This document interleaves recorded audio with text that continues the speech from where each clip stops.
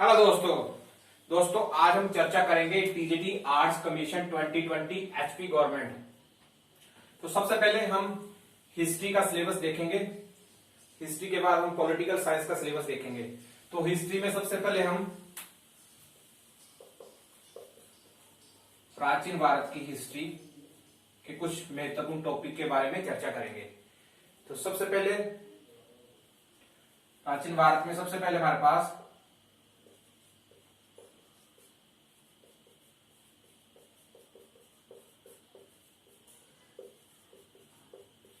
प्रगति ऐतिहासिक काल, दूसरा मेन टॉपिक हमारे पास सिंधु घाटी की सभ्यता,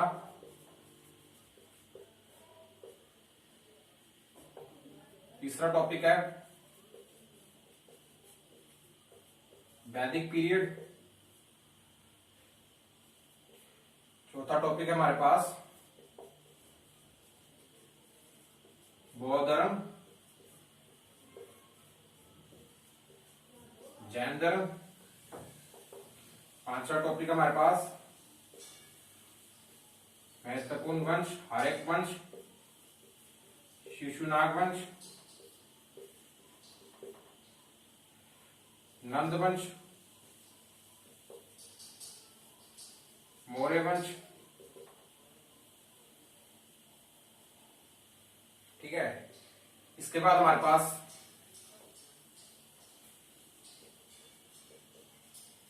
ब्राह्मण युग,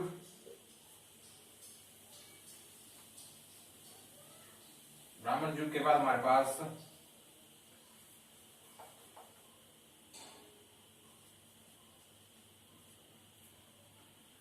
इससे पहले आएगा गुप्त काल, इसके बाद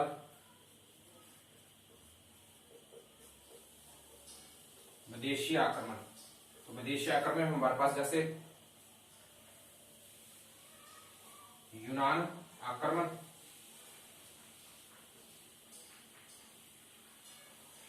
शकों का आक्रमण और कुषाण। ये सारे के सारे टॉपिक प्राचीन भारत में हमारे पास। इसके बाद हमारे पास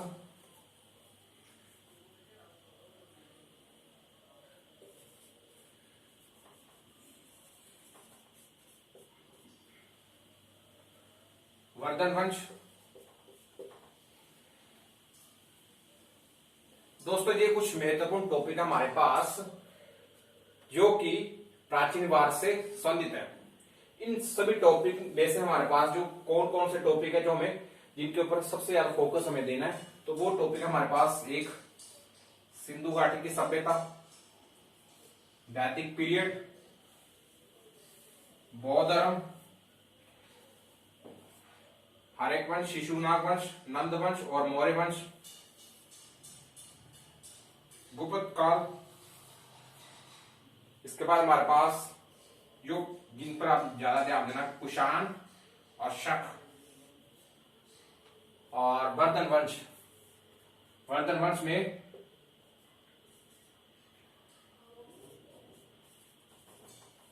हर्षवर्धन।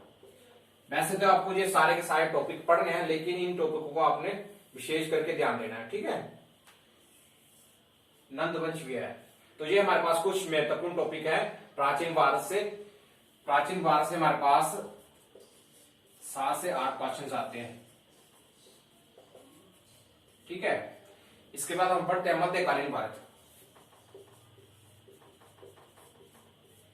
तो मध्यकालीन भारत में हमारे पास एक टॉपिक हमारे पास मोहम्मद अरब आक्रमण। ठीक है, अरब आक्रमण में जैसे आक्रमण हुआ था मोहम्मद बिन कासिम का सबसे पहले। इसके बाद हमारे पास गजनवी, ठीक है, गौरी गजनवी का आक्रमण, गौरी का आक्रमण, और इसके बाद राजपूत काल। ठीक है दोस्तों, इसके बाद हमारे पास सल्तनत काल, और लास्ट में मुगल वंश। इसका वेटेज, ठीक है, 5 से 7 क्वेश्चन आते हैं। यहां से हमारे पास मध्यकालीन भारत में, तो मध्यकालीन भारत में हमें जिस पर ज्यादा फोकस देना है, गजनवी, गौरी, राजपूत काल, सल्तनत काल, मुगल काल। और मुगल काल इसमें से सबसे ज्यादा इंपॉर्टेंट है, और सल्तनत काल, ठीक है। यहां से हमारे पास इनको तो हमने विशेष ध्यान देना, ठीक है, सल्तनत काल, मुगल काल, और साथ में आप गजनवी और गौरी को भी इसमें ऐड कर लो, ठीक है। ये हमारे पास है मध्यकालीन भारत। इसके बाद हमारे पास आता है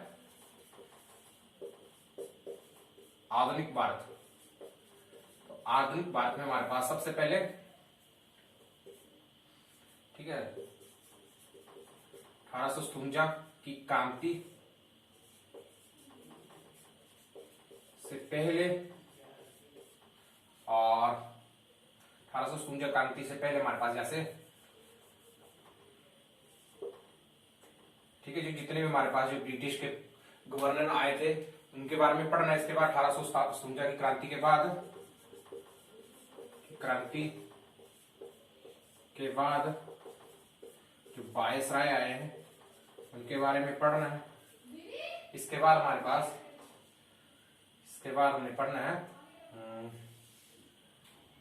गांधी युग, ठीक है, ये कुछ महत्वपूर्ण है, और इसका वेटेज हमारे पास सबसे ज्यादा होगा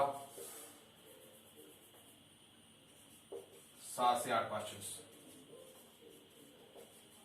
दोस्तों, ठीक है। इस तरीके से हमारे पास प्राचीन भारत का भी वेटेज 7 से 8 क्वेश्चन होगा, और आधुनिक काल का भी हमारे पास वेटेज 7 से 8 क्वेश्चन का है, और मध्यकालीन भारत में 5 से 7 क्वेश्चन आते हैं। और मध्यकालीन भारत में हमें जो जिस पर ज्यादा फोकस देना वो है मुगल वंश, सल्तनत काल। ये दो तो आपको बिल्कुल ज्यादा से ज्यादा फोकस देना इनके ऊपर, और गजनवी और गौरी को भी देख लेना। आधुनिक भारत में हमारे पास 1857 की महान क्रांति से पहले जो गवर्नर आए हैं, ठीक है, इसके बाद 1857 की क्रांति के बाद जो जितने भी वायसराय आए हैं उन्होंने क्या क्या कार्य किए हैं, इस पर आपने फोकस करना ज्यादा। और गांधी युग, तो गांधी युग बेसिकली 1885 के बाद का काल, और जब गांधी जी का आगमन हुआ था, यहां से शुरू हो जाता है, लेकिन विशेष करके ये 15 के बाद ही जब महात्मा गांधी दक्षिण अफ्रीका से भारत आए थे, तो विशेष करके ये जहां से ही शुरू होता है, लेकिन 1885 के बाद ये शुरू हो जाता है, ठीक है। तो ये था कुछ हिस्ट्री का सिलेबस। इसमें हमारे पास 170 में से ऑलमोस्ट 20 से 22 क्वेश्चन आ जाते हैं, ठीक है। इसके बाद हम पढ़ते हैं पॉलिटिकल साइंस, ठीक है, पॉलिटी के बारे में पढ़ते हैं।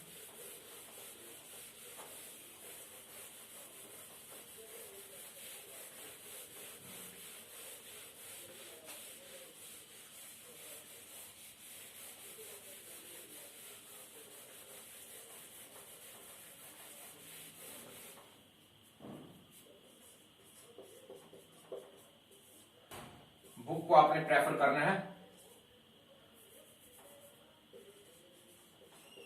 लक्ष्मीकांत, ठीक है। टॉपिक आपने कौन कौन से टॉपिक पढ़ने हैं, सबसे पहले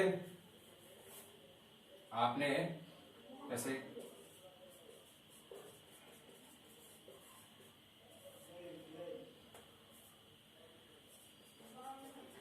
इससे पहले आपने लगभग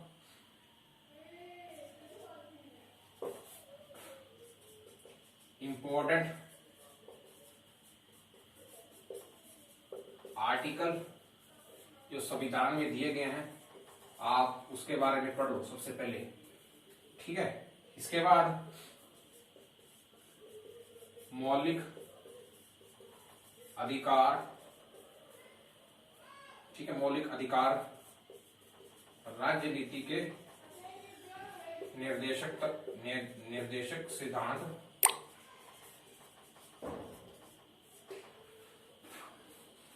के बाद कार्यपालिका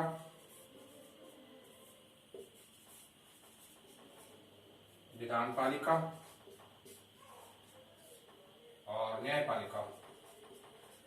तो कार्यपालिका में सबसे पहले राष्ट्रपति के बारे में पढ़ना है, उपराष्ट्रपति के बारे में पढ़ना है, प्रधानमंत्री, मंत्रिपरिषद, केंद्रीय मंत्रिपरिषद, ठीक है, केंद्रीय मंत्रिपरिषद। विधायिका में लोकसभा, राज्यसभा, ये कुछ खास टॉपिक है इसमें। न्यायपालिका में सर्वोच्च न्यायालय, ठीक है। इसके बाद तो राज्य विधानमंडल में विधानसभा प्रमुख है, विधानसभा के बारे में मुख्यमंत्री। आप राज्य विधानमंडल की कार्यपालिका में सबसे पहले कार्यपालिका में राज्यपाल के बाद मुख्यमंत्री, राज्य मंत्रिपरिषद, इसके बाद विधायिका में आप पढ़ लो विधानसभा, विधान परिषद और राज्य न्यायपालिका में डिस्ट्रिक्ट कोर्ट और हाई कोर्ट। ये कुछ इंपॉर्टेंट टॉपिक है, ठीक है।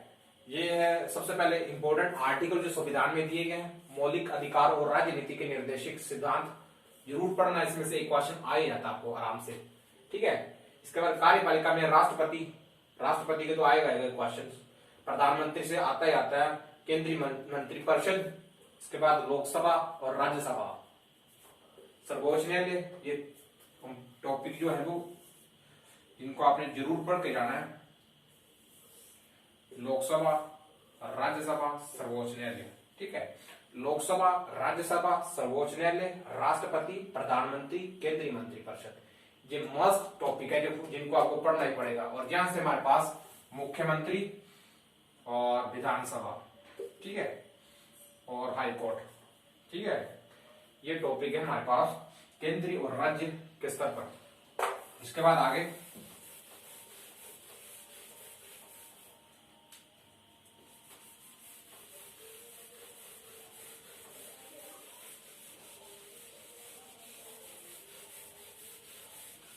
जो अपने टॉपिक पढ़ने हैं,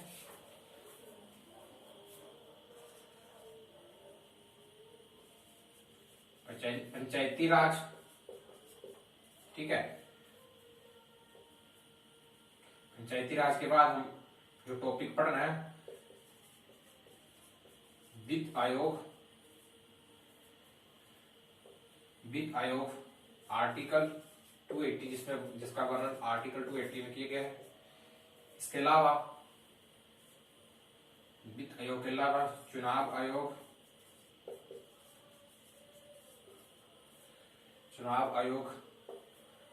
आयोग के अलावा कुछ जैसे इसके अलावा भी आपातकालीन शक्तियां हैं, इनके बारे में आप पढ़ लो। तो ये कुछ महत्वपूर्ण है जिनसे बार बार क्वेश्चन पूछे जाते हैं। तो ये है हमारे पास कुछ पॉलिटिकल साइंस का सिलेबस। इसके अलावा भी कुछ सिलेबस है। अगर आप लक्ष्मीकांत की बुक को प्रेफर करते हैं तो उस बुक में इसका संक्षिप्त वर्णन दिया गया है। अगर आप अभी आपके पास काफी समय है तो आप लक्ष्मीकांत की बुक को प्रेफर कर सकते हैं। तो दोस्तों इस तरीके से हमने हिस्ट्री और पॉलिटिकल साइंस का सिलेबस चेक कर लिया है। जितने भी टॉपिक हैं मैंने आपको हिस्ट्री के बारे में बताए हैं और जो जो इंपॉर्टेंट टॉपिक बताए हैं आप उसके बारे में जरूर नोट कीजिए, उनके बारे में पढ़िए। अभी काफी समय है कमीशन के लिए। कमीशन जो एक्सपेक्टेड है सितंबर या अक्टूबर तक एक्सपेक्टेड है, वैसे आ सकते हैं। तो दोस्तों इस तरीके से आपने सिलेबस को तैयार करना है। दोस्तों अगर आपको वीडियो अच्छी लगी है तो प्लीज वीडियो को लाइक कीजिए और चैनल को सब्सक्राइब कीजिए। धन्यवाद। इसके बाद मैं ज्योग्राफी का भी सिलेबस बताऊंगा और ज्योग्राफी के अलावा इकोनॉमिक्स का भी सिलेबस बताऊंगा। ठीक है दोस्तों, धन्यवाद।